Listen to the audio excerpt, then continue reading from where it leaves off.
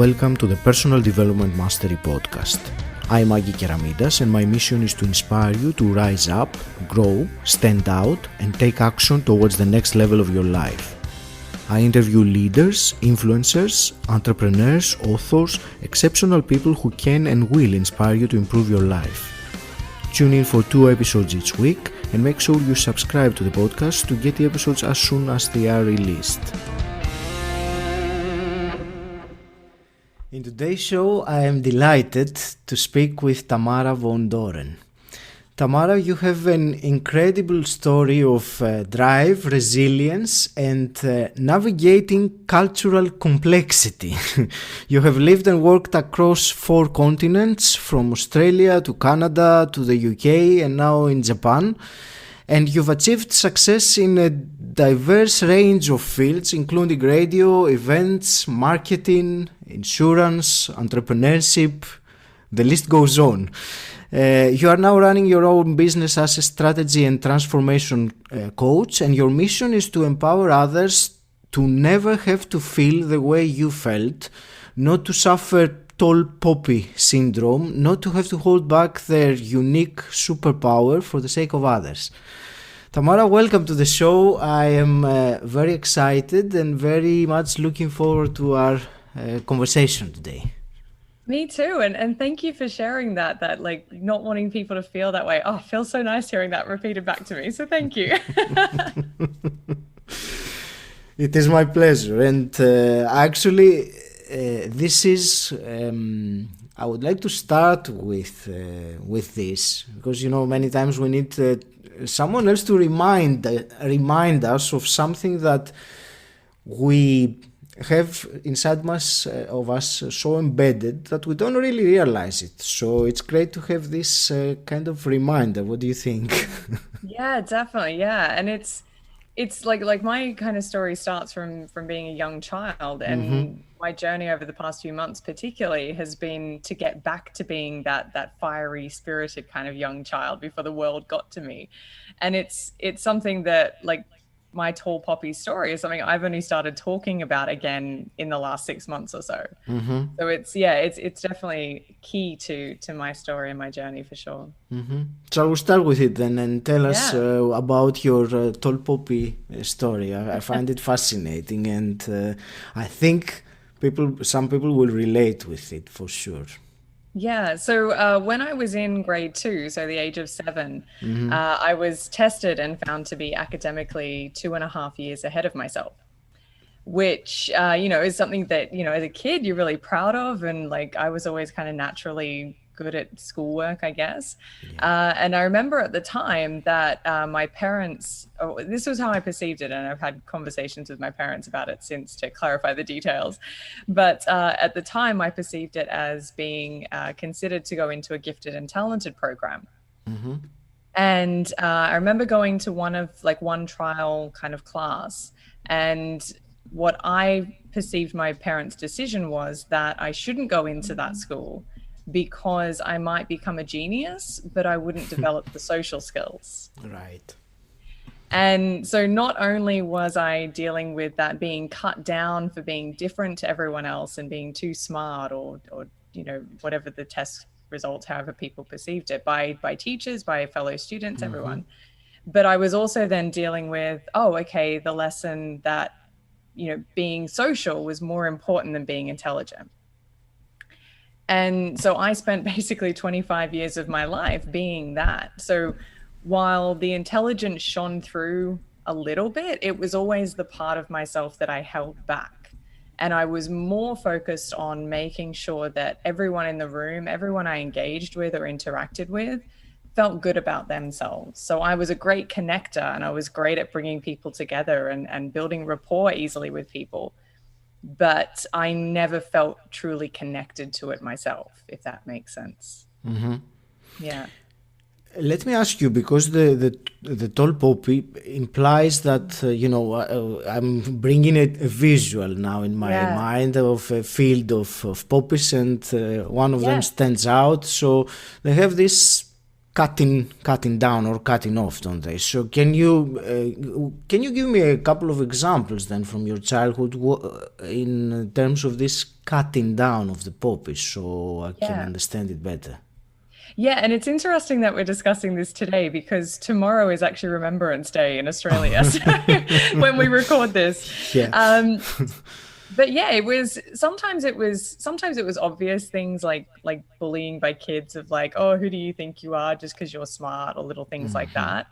Other things, it was more subtle and by people you wouldn't expect it from. So, for example, in primary school, my mum worked at the school, so I knew a lot of the teachers because they knew my mum.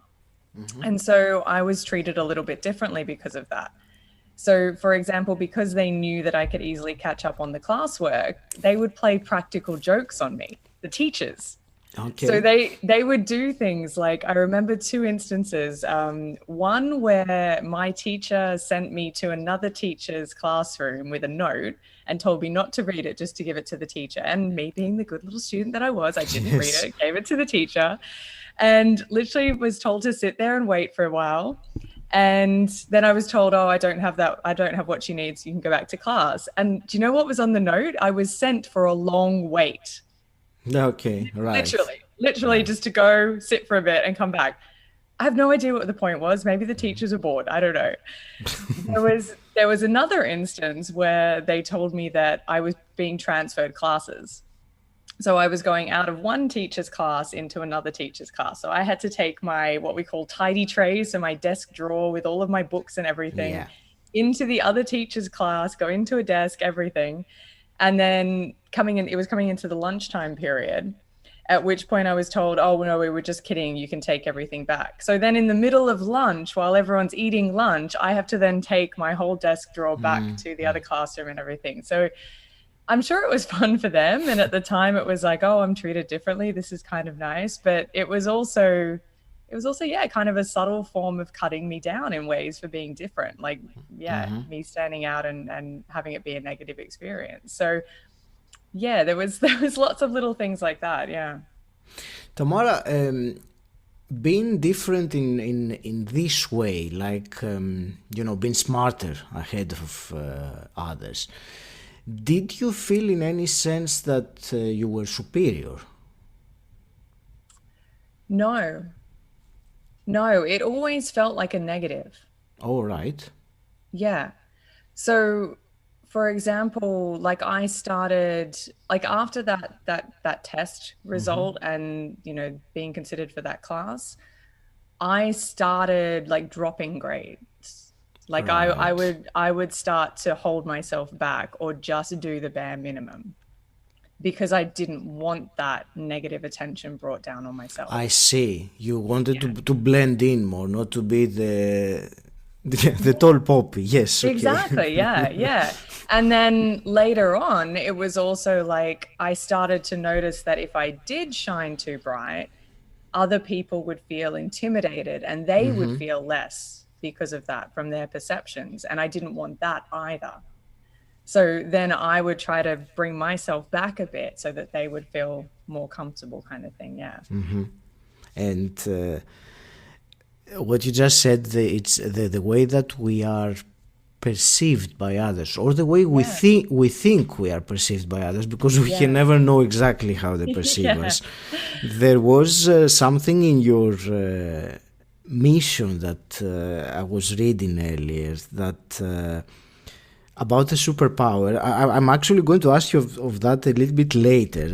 There was something else I wanted to. I'm sure this conversation will go in very different directions. It's already I have many things I would like to ask, but I just carry on with what we were talking about. You feeling different and not wanting to feel different.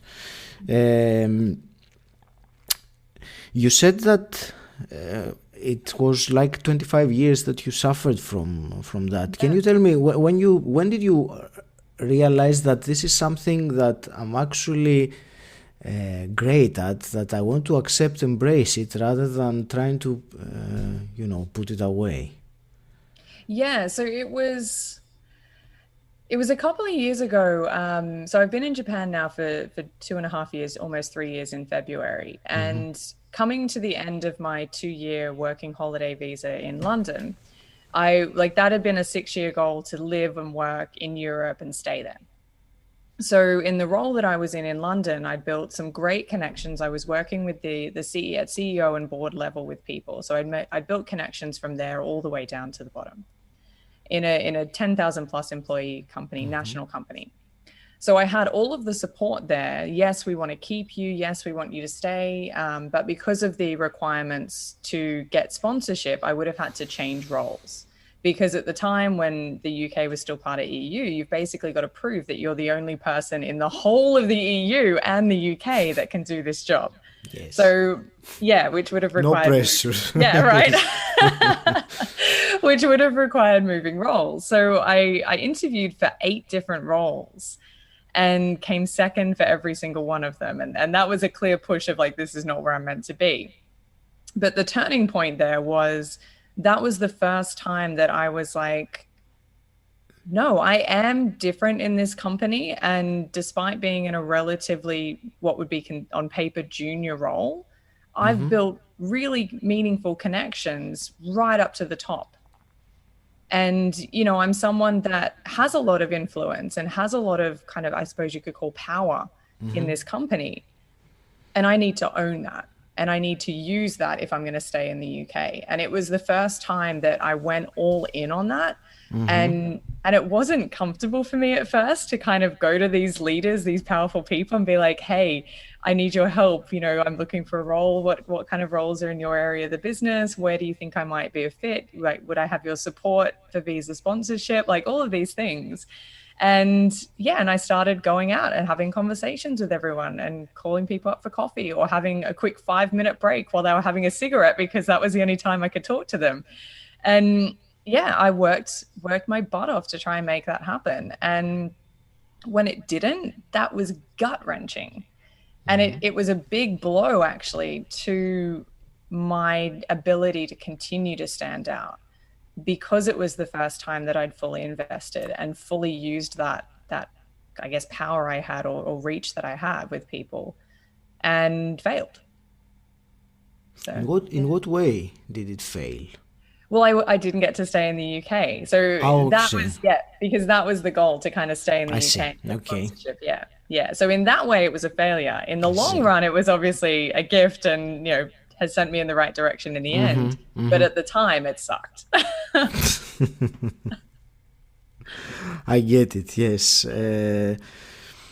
Shall we talk then about this process of realizing your own greatness? The fact that you are unique, you use the word superpower, which I agree with.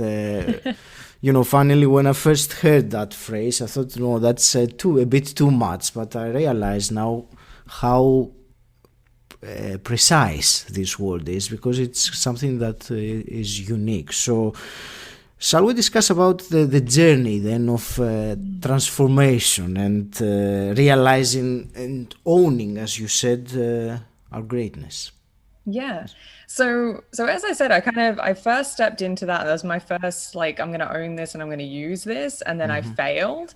And then I spent a long period of time not using it again and stepping back away from it, being afraid to fail again, being afraid that, you know, maybe because I'd used it, I was being punished, or, you know, all of these crazy thoughts that go through your head.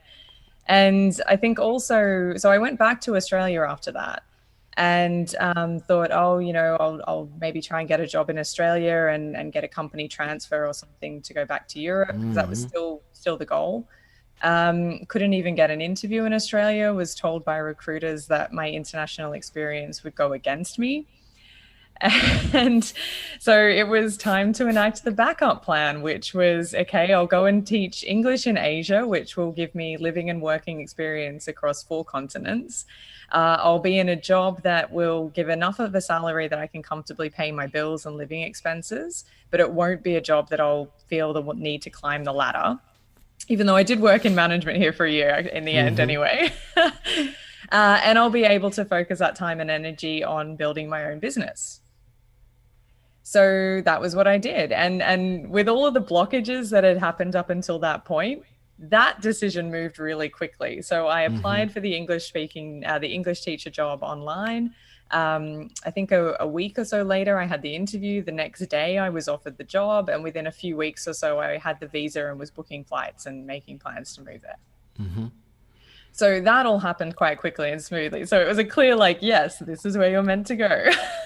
I was about to say that this is a very good indication of whether if you feel like things flow, it means you're doing something right. If everything is a struggle, you probably need to tweak a little bit your approach.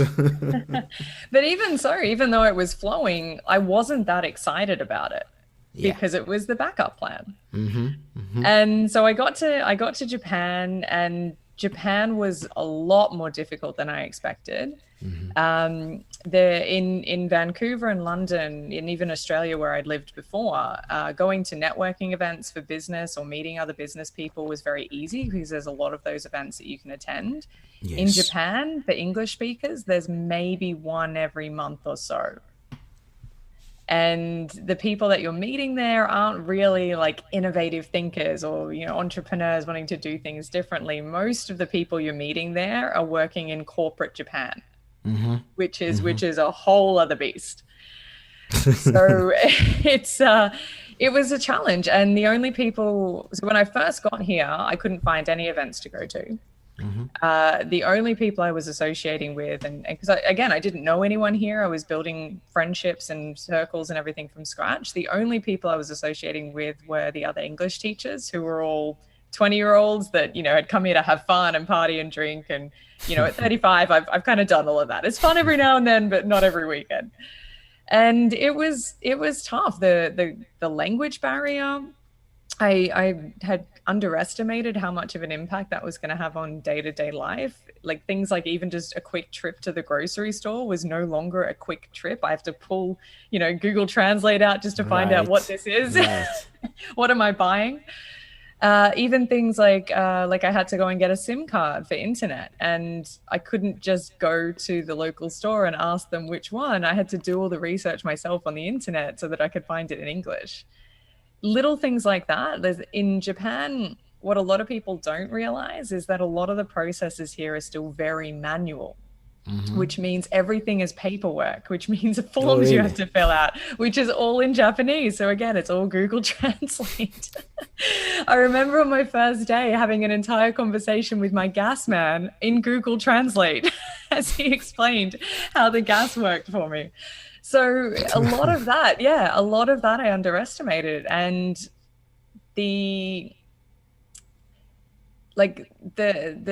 distrust of foreigners here by some people as well, by some locals. I experienced racism here for the first time, which I had never had to deal with. And I see the blessing in that, obviously, because it has given me such a new perspective on that.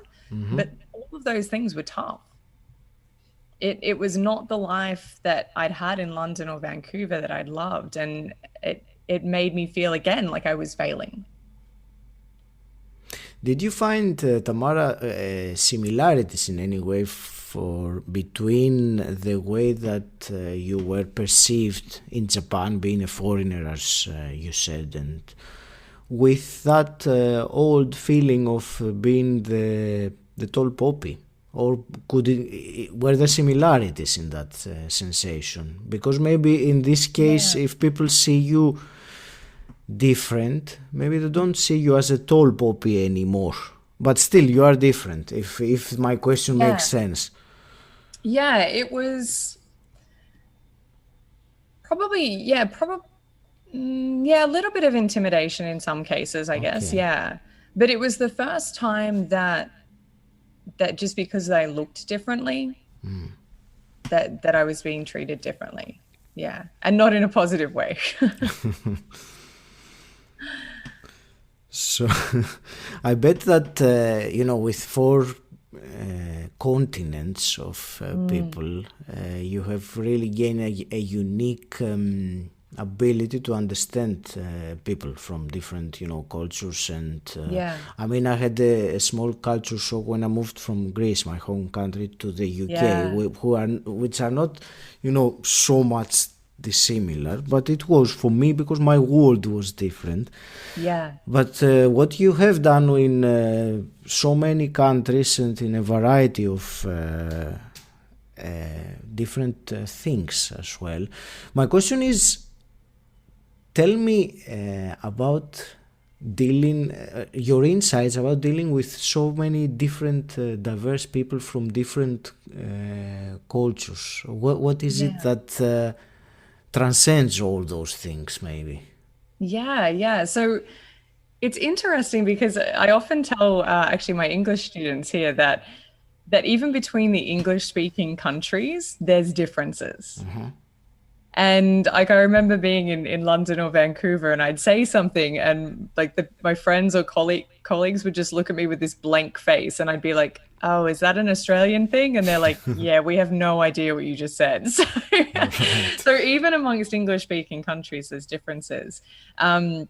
Another tall poppy moment was in Vancouver, where we were having a meeting to kind of look at like it was kind of a brainstorming session with people from all different areas of the business to talk about like one particular challenge that we were having and how we could fix it, basically. And that was when I really learned that in Canada, how polite they are and how conflict averse they are.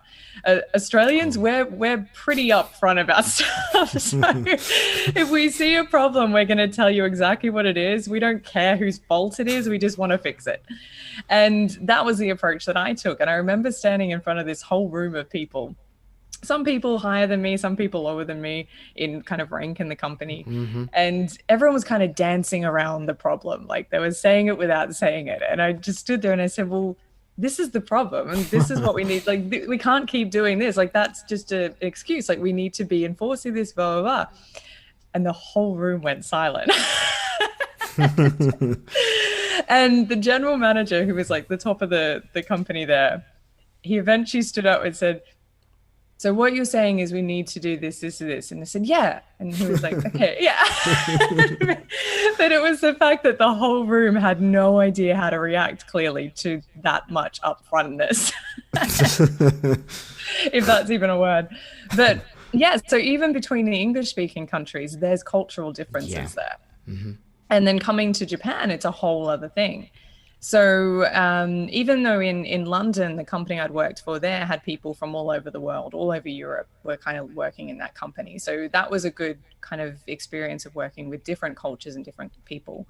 But coming to Japan has been a whole other thing, because you've not only got the language difference, but the culture difference to Western society is so different, and it's so old and so deeply ingrained in the culture. Can you give me a couple of examples of exactly this? I'm curious. Yeah, so these are probably the extreme negatives, and then I'll do some extreme positives as well to balance it, because there are both here. But some of the extreme negatives, for example, in corporate culture here, it is completely acceptable for there to be workplace bullying. Oh. To the point where, for example, I've had friends of mine who work in companies tell me that, you know, if an employee is late, the entire floor will be asked to wait at the elevator and clap them as they arrive to shame them. It's very difficult to fire people here. So if a company wants to get rid of an employee, they might put their office in a cupboard under the stairs, literally. Right. There are rules around maternity leave here, and even when you can have a baby, there's a hierarchy system in place in some companies here where you are not allowed to get pregnant before your boss. And then once your boss gets pregnant, you have a 2-week window to get pregnant. Right. Which is why IVF is so popular. Just push the button and it happens. Yes. Well, that's why IVF is so popular here. Right. And there's things like that are completely legal, completely acceptable in some of the deeply ingrained, older traditional culture of Japan. And that's not all companies, that's some. But that filters through like some of the other behaviors that are deemed acceptable here as well. On the positive side, there is that kind of like that high level of customer service, like everyone is in serve mode. And that can again be good and bad, because that being told that it's okay to stand out, that it's okay to be different here, is just not part of the culture.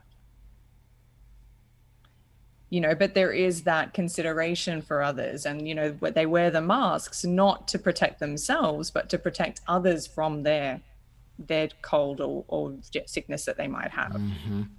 So there are, and we've seen it with coronavirus, the positives of that, of when the people in Japan are told, like, stay indoors, like, don't go out, socially distance, they'll do it without question.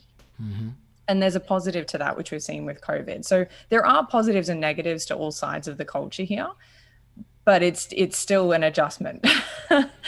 And particularly when I'm coming in with that frame of mind of, trying to step into that tall poppy and to step into who I am as a unique individual.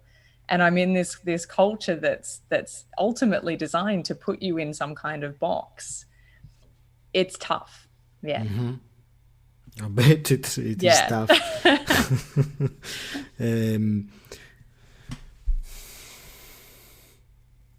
I'm just thinking, again, the conversation goes to 10 different directions, and it's fantastic.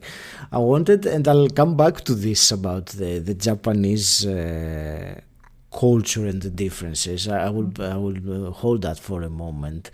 I wanted to ask in a different sense. So all these kinds of different people that you have met in all these different countries, different cultures, different beliefs, etc. What is it that goes really beyond that? What have you seen that are the things that everyone shares, regardless of all those things? Yeah. It's funny because there's kind of two things that come up for me. The first one is a negative thing, which is pain. And I think everyone feels pain in all of these cultures. And that can be big pain, that can be just frustrations at work, but there's some kind of level of pain that people feel from very similar things. So, when I talk about kind of the bullying that happens here, they won't show that pain, but it's there. And the second thing I think is music and art. And I think that's something that seems to transcend everything anywhere in the world. We all listen to the same music here. There's a lot of English music that you hear being played here. And like even the Japanese music, I don't need to understand the lyrics to know, hey, that's a good beat that makes me feel good, And I think that transcends as well. And I think there's a deep desire to connect. I think that's, again, it's not something that's always obvious on the surface.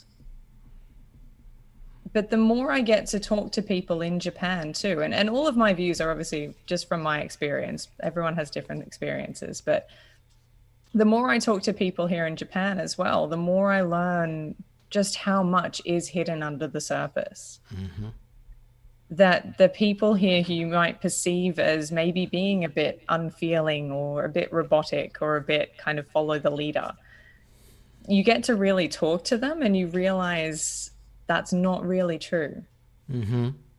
That we're all complex human beings underneath it all, that feel pain, that feel that joy from music or from arts, and that have that deep desire to connect and be seen. And that's really I think the common thread that I've seen in all of it. Tamara, thank you for this beautiful answer. I think it's very insightful to realize some common traits that go to our core, really. And about Japan, I haven't been to Japan, but the image that comes to mind when I think of it is, people on the subway, on the train, the way they were queuing. I mean, I remember watching a video. They would queue in one line and they would leave a perfect open space for the people exiting the train to go. And, I have this kind of perfect. You said the word robotic earlier. But yeah, a behavior which is also a cultural thing, very intense in this case in Japan. But still, that behavior doesn't mean that inside the mind there are not emotions that are completely unique, authentic, and people just comply with what is expected of them. Because maybe they don't want to stand, tall or be different. And is there a line between, being respectful of a culture, especially when you're in a foreign country? I know that personally, you have to be respectful, but you also have to be authentic. Yeah. So where is the line? Where is the crossover? What do you do? Yeah, and that's definitely something I struggled with for the first probably 9 months, because I came here knowing that the culture was different, knowing it was more conservative, knowing that there were certain rules and things that were considered rude. And I spent the first 9 months really trying to be that and really trying to embody that. So I dressed more conservatively. Like I didn't wear like strappy shoulder shirts or dresses. I wore things that covered my knees, because you will get looks from some of the older women on the train if you don't. And I was more polite to people, and one of the things that's considered rude here is blowing your nose in public. So I would avoid doing that.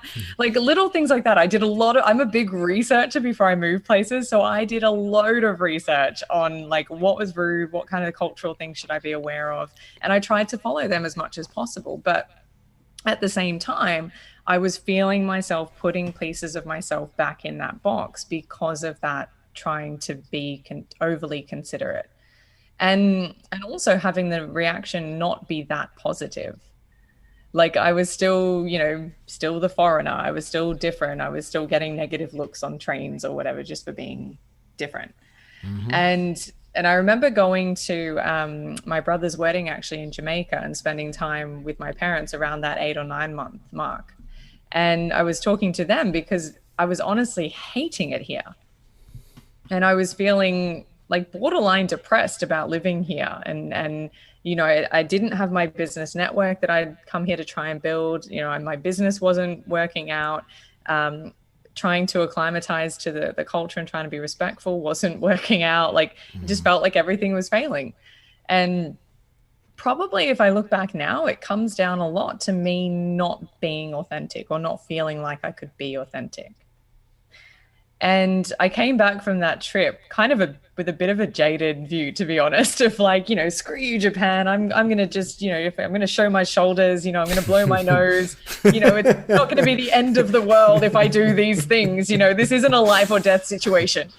And so, so I did. So I started like blowing my nose on the train and wearing, slightly more revealing clothes and things like that. I was still being polite and still being respectful, but I was being me at the same time. Okay. And I felt a lot better, to be honest, after that. And I wouldn't say things started to dramatically improve from there. There was a trip I did to LA that kind of changed my mindset around things. And then that was the big shift for me. But I definitely went through that decision of what is the line here of being respectful and being me. And even now when I talk about like you say complying the culture here and how they comply and things like that. And again, I can see the positives and the negatives of that. So it's what can I, and I'm always, whenever I look at things, I'm always looking at it from a point of view of what can I learn from this? And then what parts of those lessons really resonate with me that I can then kind of use myself and then share as well. How can I share this in a way that people can learn from it and see the negatives to kind of learn what you can take from it to use and then what you can take from it to learn. So Tamara, you spoke about a mindset shift in LA. Do you want to explain that to me? When I came back from that trip with my parents, I ended up enrolling in a online coach program, Okay. which was a 3-month program, kind of like a business incubator for coaches wanting to grow their business, or women Right. basically wanting to grow their business. And it was a 3-month program, and then it ended with a live event in LA. And I'd never been to LA, so I was like, "Yep, going to LA. Great opportunity to get out of Japan as well." And this was, what was it? Yeah, probably nearly 2 years ago now. And went to LA, and I think partly because it was like I was getting out of Japan, so I was so excited about that, and getting back to Western culture. And I started like really visualizing like all of this amazing stuff that might happen in LA, because I've never been to LA. The Yeah. city of dreams, everything can happen in LA. And I love movies as well, so I was visualizing all this cool stuff that could happen. Wouldn't it be great if this happened? Wouldn't it be great if that happened? And I was really, really feeling it and really getting so excited about it. And then when I got there, pretty much all of it happened. All So right. yeah, Oh. well, or close to. So like one of the things I was like, oh, wouldn't it be cool if I met a famous actor and he asked me out? Wouldn't that be cool? He wasn't a famous actor, but he was a millionaire that was staying in a hotel who sent the staff over to tell me he thought I was beautiful. And then he chased me down the street after I left to ask me out for dinner. Then I was like, wouldn't it be cool if like I went to a house party in Hollywood Hills? Again, close. I ended up at a rooftop party on Sunset Boulevard with a bunch of startup CEOs on my second night. and, and then there was things like after hours parties at Chateau Marmont. I went to Musso and Frank's for cocktails till closing. When I went to Vegas, I sang a karaoke song and ended up at the Dell Technologies World conference after party with Imagine Dragons performing. Like, it was insane.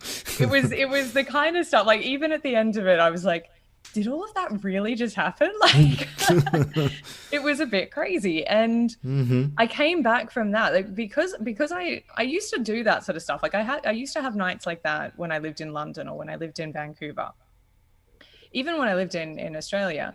And because in Japan, because of the language barrier, maybe, or because I wasn't going out and kind of being myself as much, I didn't feel like I could. I wasn't having those moments. And then having those moments again in LA and Vegas, I was like, oh, I'm back, baby. Like, I'm still capable of this. I am still the person that can create this crazy magic out of nowhere just by following a nose.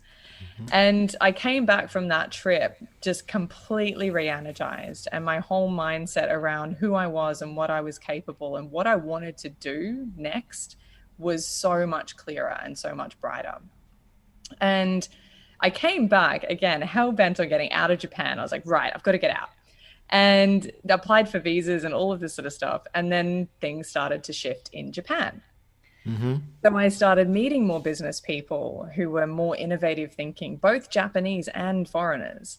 I started working on projects that were more exciting to me, and opportunities started coming my way in Japan and even online from, like, because I was in Japan that weren't previously there.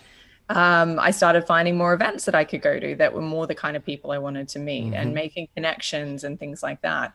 And so all of a sudden, all of the reasons that I had to leave Japan started to kind of melt away. And that's kind of where I'm at now, where again, about a year later now, I was kind of thinking, oh, maybe it's time to leave Japan again. Some of the things I was working on have kind of dissipated away, clean slate again. Maybe it's time. There's nothing keeping me here. Time to go. And again, some opportunities are starting to kind of pop up now. So something keeps keeping me here for some reason. I don't know what it is yet, but yeah, that mindset shift was really pivotal to my entire environment in Japan changing.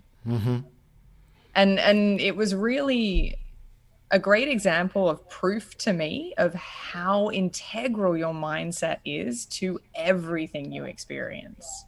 So not just the opportunities that you're seeing, but being clear about yourself, like knowing who you are. So that self-awareness and mindset piece together, knowing who you are, knowing where you want to go, and knowing what you want, so that when those opportunities come, you immediately know which ones are right for you and which ones aren't.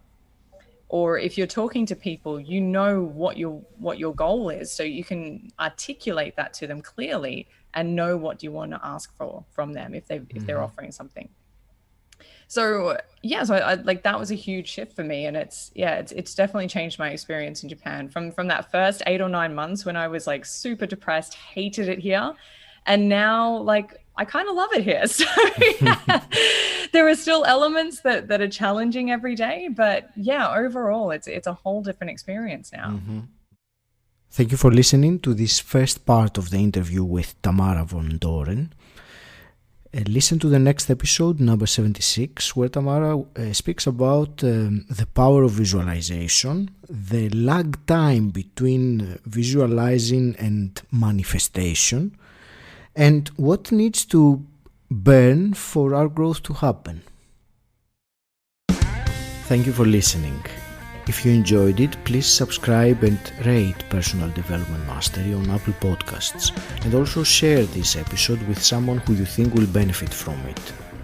If you want to become part of an exclusive community, gain access to unique content, and at the same time support this podcast, then become my patron.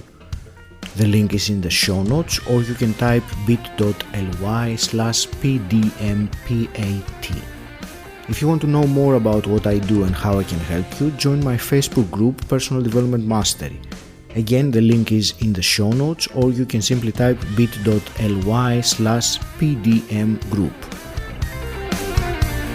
And until next time, stand out, don't fit in.